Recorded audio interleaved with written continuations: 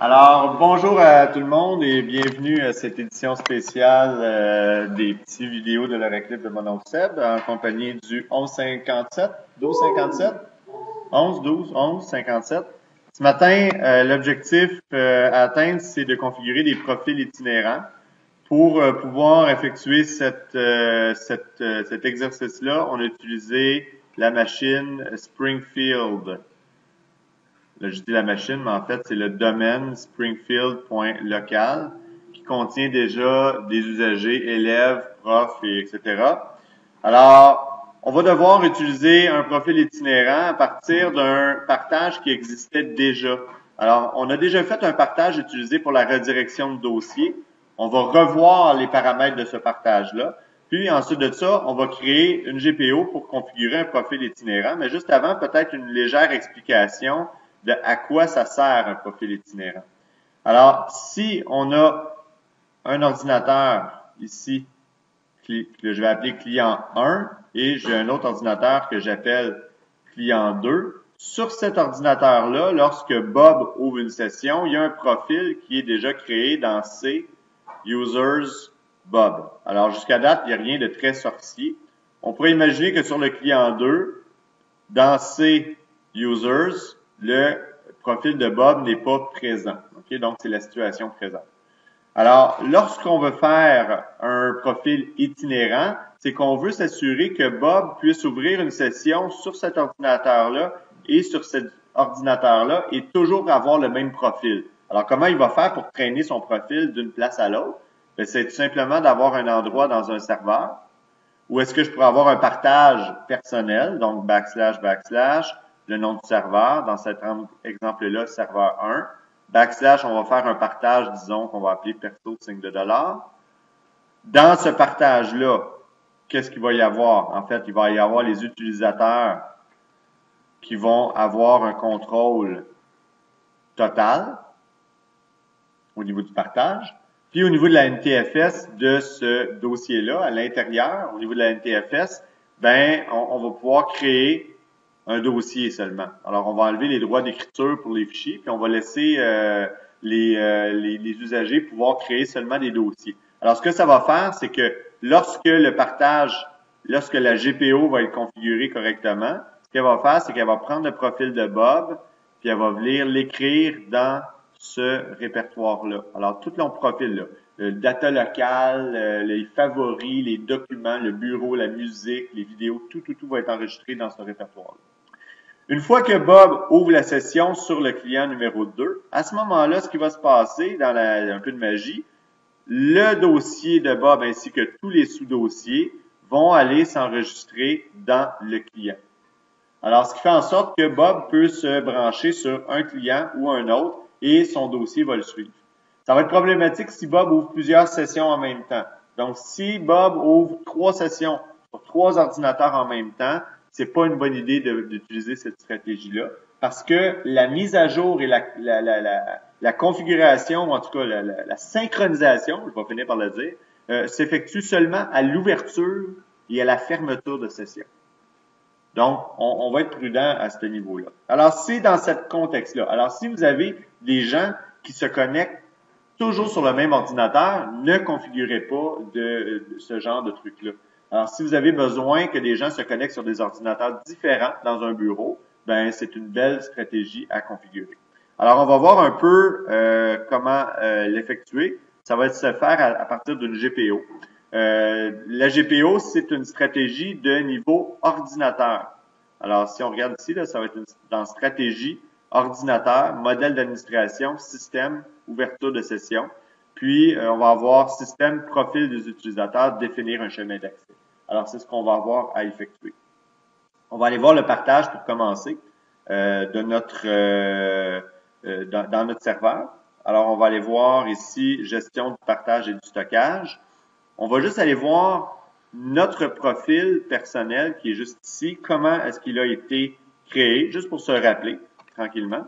Alors, on sait ici que notre chemin de partage est là. que je vais profiter pour copier dans le presse-papier l'adresse. Parce que je vais devoir la réutiliser dans une GPO plus tard. Donc, je la copie. Je m'en vais voir mes autorisations du partage pour me rappeler que les utilisateurs ont un contrôle total. Ça, c'est ce type de partage-là est comme ça. Et les autorisations NTFS, au niveau des utilisateurs, je vais devoir aller dans Avancer pour constater que les utilisateurs ont ici des droits particuliers, notamment le droit de créer un dossier, mais ils n'ont pas le droit de créer de fichier. Alors, à la racine. Et en plus, ce droit-là aux utilisateurs, qui est un groupe de type domaine local, qui comprend tout le monde du domaine, doit s'appliquer à ce dossier seulement. Alors, ces trois éléments-là font en sorte, c'est ça la clé de la réussite de ce dossier, de ce type de partage-là, font en sorte que la sécurité va être extraordinaire. Je fais OK, oui, je le veux, pour par la suite aller tout de suite faire ma GPO. Alors, la GPO s'effectue avec quoi? Avec mes outils d'administration, ma gestion des stratégies de groupe. Une fois que je suis rendu ici, ben, je vais aller sélectionner mon unité organisationnelle. On travaille principalement avec des ordinateurs pour celui-là. Fait que veuillez utiliser une unité organisationnelle d'ordinateur. Alors, bon, évidemment, j'ai pas rien préparé de particulier, à moins qu'il y ait quelque chose dans la demande, juste aller vérifier des ordinateurs de qui exactement dans la demande. Non, il n'y a pas de demande spéciale, donc on va le faire pour tout le monde de Springfield au complet. Alors, c'est peut-être un peu dangereux, là, mais bon. On va appliquer la GPO à l'unité organisationnelle ordi. Dans ce cas-là, on va créer et le lier. On l'appelle GPO de niveau ordi, puis on va l'appeler profil itinérant.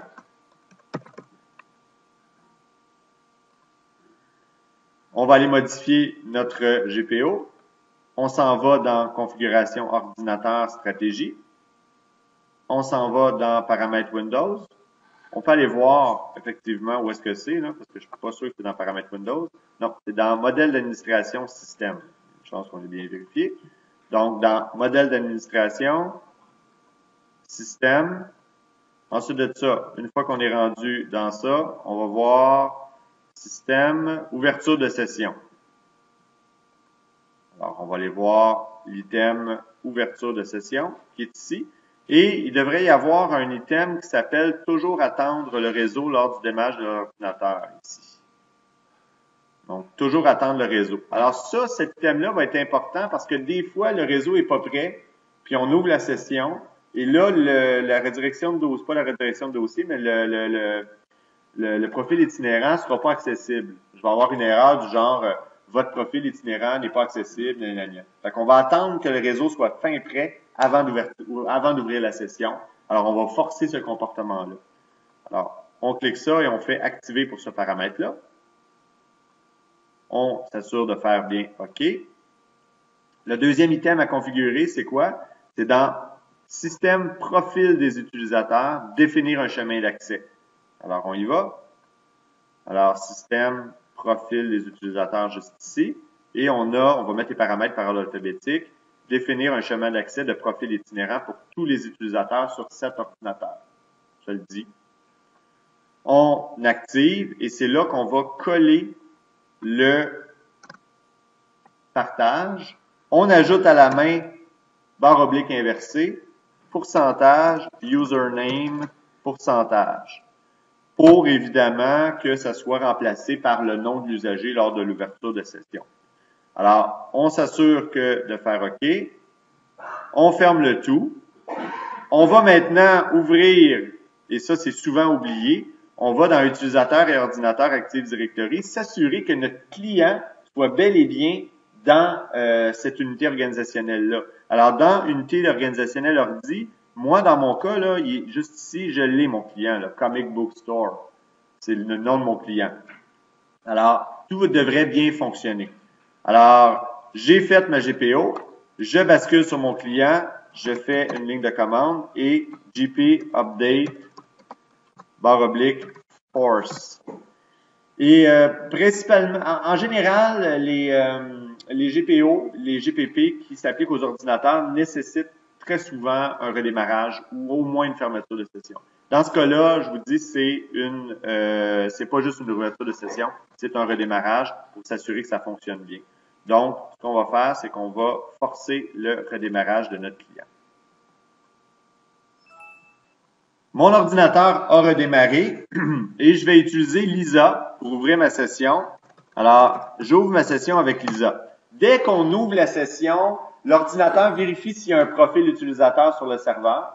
S'il n'y en a pas, il va créer un dossier. Alors, on va aller voir. Il faut valider la présence de ce dossier-là. C'est un des tests du point de vue du client qui va nous confirmer que notre profil d'utilisateur itinérant est bien fonctionnel. Alors, ça, c'est la première partie du test. Alors, on va voir notre serveur avec Lisa. C'est très important d'y aller avec Lisa. On va aller voir le serveur 1 perso et on voit quelque chose de très intéressant ici. On voit deux dossiers. C'est pas habituel là, de voir deux dossiers comme ça. Ça ici, c'est le dossier de la redirection de dossier, mes documents qu'on avait fait dans l'exercice précédent. Et nous, vous vous souvenez qu'on a fait pourcentage username, pourcentage, puis on se retrouve avec un lisa.v2. Qu'est-ce que c'est? Ce sont vraiment les profils des gens qui ont ouvert une session avec un ordinateur de type Windows Vista ou Windows 7. Alors qu'un profil de Windows XP sera uniquement affublé du nom de l'utilisateur. Étant donné que les profils sont complètement différents, c'est important que le système puisse différencier les deux types de profils. Alors, c'est juste pour cette raison-là que sont identifiés de cette manière-là, avec le V2. Alors, si je vais à l'intérieur, vous voyez que j'ai rien. C'est simple. Pourquoi? Parce que la mise à jour va se faire lors de la fermeture de session. Mais déjà là, s'il y a le dossier, là, c'est une bonne nouvelle. Alors, je ferme et je rouvre la session tout de suite. Alors, là, techniquement, le profil de Lisa devrait être rendu sur le serveur. Alors, on va aller valider s'il y a présence de ce profil-là sur le serveur, s'il y a présence de tous les fichiers contenant le profil. On va dans notre partage, on va dans le profil et on voit le profil de l'utilisateur. On peut même aller n'importe où. On peut pas aller dans le bureau. Pourquoi? Parce qu'il est redirigé. Hein? C'est un dossier qui a été redirigé. On l'a fait avec une autre GPO. Il y a une redirection de dossier qui a été configurée. Mais sinon, pour tout le reste, les choses du profil sont là. Même les local settings et à la limite, les fichiers de cache d'Internet Explorer et Firefox. C'est d'ailleurs une option. On peut empêcher les fichiers de cache d'être placés dans le profil itinérant. Pour des raisons de performance, c'est une bonne idée de le faire. Donc, c'est de cette façon-là qu'on crée un profil itinérant dans un système.